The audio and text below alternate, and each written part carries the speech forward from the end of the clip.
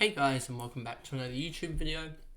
In this video I'll be going through the Melbourne vs GWS game that was held at TAO Park, and how GWS snuck over the line just through accurate kicking, and how a lot of players, Viney, etc. and Petrarca, at least for me, as well as Himmelberg and Tom Green did really well and got the job done basically, whereas some people had some guys that just didn't go well, etc. So before we get into the video, remember to like and subscribe, turn the notification bell on so you know when I upload, and let's get into the video.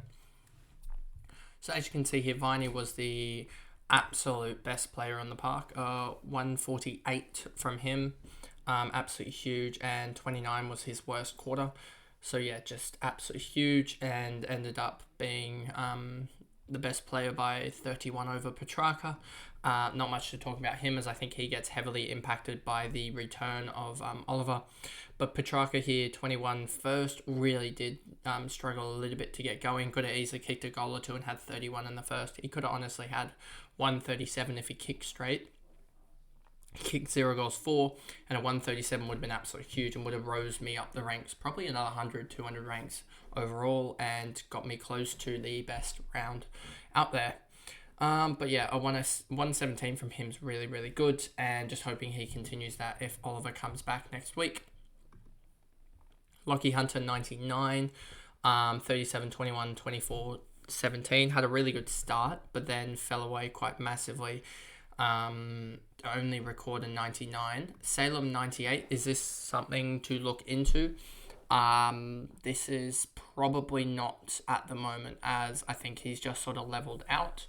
But a 98, we'll keep watch of that, as that could be an option. I wouldn't say an option at all, given the time that we are in terms of rounds gone and how many rounds remaining, because he's not going to be low enough in price to be able to build up to him, I don't think, as a D7 option off the bench sort of in the coming rounds. As I think he'll go up massively and sort of become unattainable at 700k. May, 92, don't think we should really talk about him too much. Brayshaw, 90, came alive in the last quarter here. In the second half he scored 58, but a 9-point first really, really damaged him. If he'd got a 25-point first here, that would have been a 105, 110, and yeah, he would have been quite damaging, but again fell away quite massively. Langdon, 89, Sparrow, 85, Gawn, 85. Gawn just missing out on that forward status and hasn't really become relevant ever since, and is just dropping bad score after bad score compared to like English and Marshall, that are putting up pretty good scores week in, week out. He looks pretty done. Pickett, 80, Petty, 69, Bowie, Harms, Rivers, Neil Bullen, Grundy, Lever, McVie, again, another rookie, trying to get some cash gen out of him, but he's just really struggled. Melksham came on as a sub, it looks like very, very early on, as Fritsch did his ankle or his foot or something, and Melksham had a decent game. Round, and then Chandler as well is just struggling, and he's really dropping in cash now, as he's below 500k and well below it now. And then Joel Smith just couldn't get involved after the first quarter.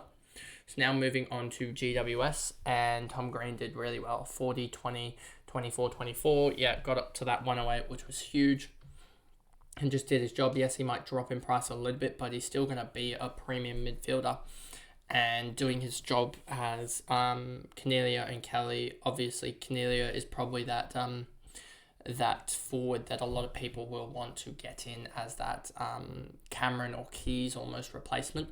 I'm sort of targeting him if Cameron doesn't build up again, and hopefully Keys can keep going, then I've got a need to probably target him over. How is Taranto almost held price? Wow, 21k.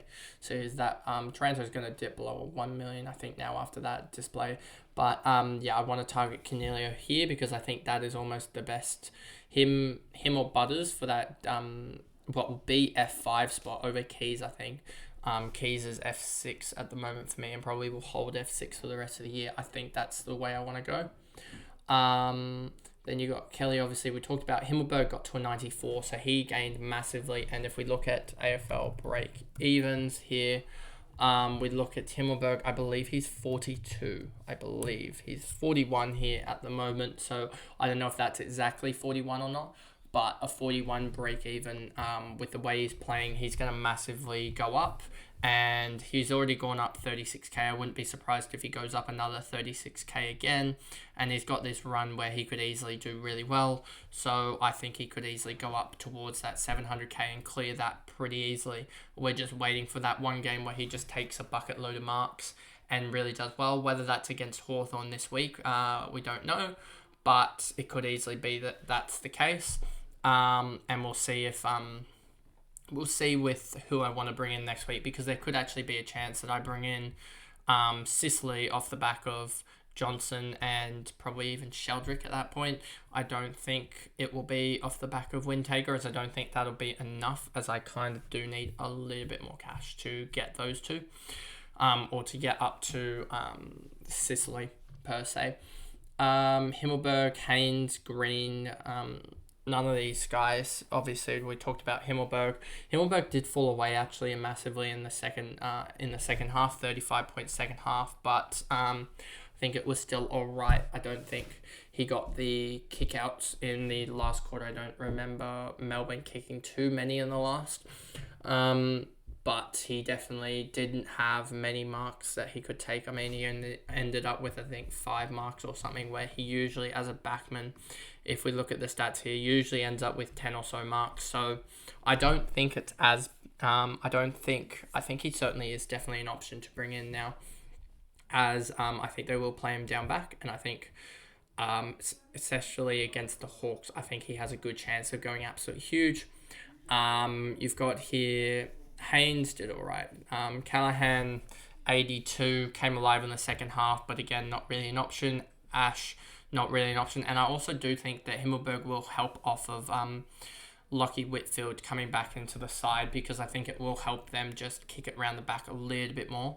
As I do think, obviously, in that game, it was a lot of just boot it, get it on the boot and bring it forward, as it was just pelting down with rain.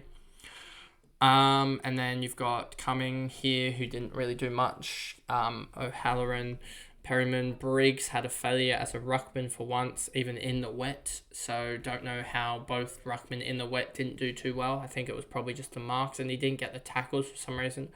But he might have ended up with, just looking at this quickly, he might have ended up with 4 or 5 free kicks against, which just plummeted his score. 3 free kicks against and only 20 hitouts in the rain is pretty poor. And yeah, just didn't get the disposals that he's used to getting. He was about 7 or so disposals short, and 7 disposals already is 15 points, give or take 20 points. And that's where he sort of gets that 79-90 score. And the marks sort of would have helped out as well. And the 3 free kicks against didn't really help either, that he brought his score down by another 10. And then we look for anyone else here. Really, not really anyone else to look at here, as no real rookies. I mean, Angwin came on and destroyed his break even, and any cash Jenny has left, as he would have dropped, and I'm guessing 30k to 270 odd.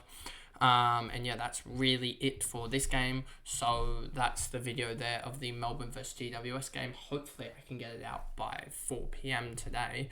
And the other one will go up at like 5 or something like that. A little bit delayed, but hopefully tomorrow I will be able to get those out to you guys sooner. And then the Thursday videos will obviously go out, etc. in due course. But that's the video there, and I'll see you guys in the last game review for the round. Thanks, guys. Goodbye.